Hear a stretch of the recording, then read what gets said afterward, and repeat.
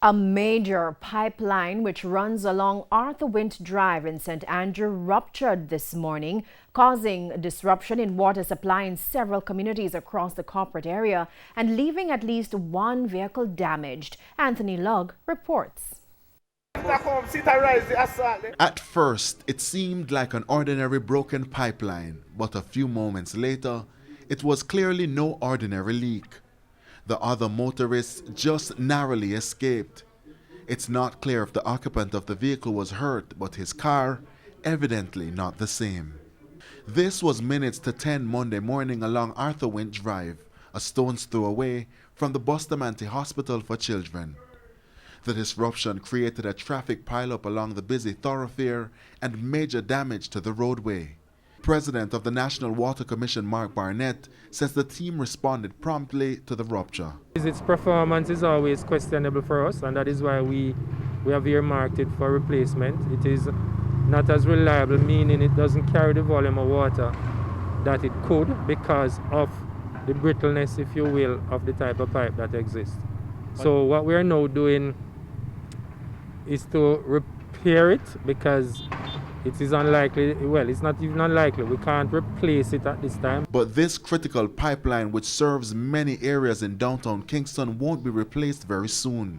We are now going through the procurement process to get the pipelines that really need to be used to replace this pipe. We're not expecting to see this start until the next financial year, which is 21-22. This pipeline is 5 miles long and made of cast iron, like many of the older pipes in the network across the island. The NWC is looking to put in ductile pipes, a more durable replacement. The lifetime of a pipe is dependent on the environment to which the pipe is going to be installed. It also relates to the type of sacrificial coating that the pipe has, whether it's zinc and bitumen, the thickness of those coating.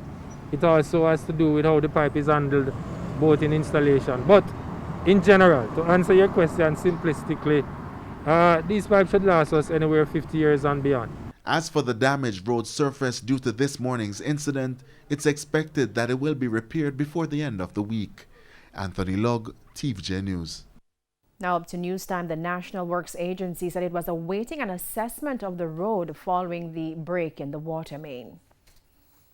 To say what the extent of the damage is, but it is sufficient to have caused some curtailment in the movement of traffic through the area. The Water Commission has to respond, and that response involves excavating the area beneath the road where the line is located. I've also been advised that there, outside of that immediate area, there are some other areas along that particular corridor that they may have to do work as well.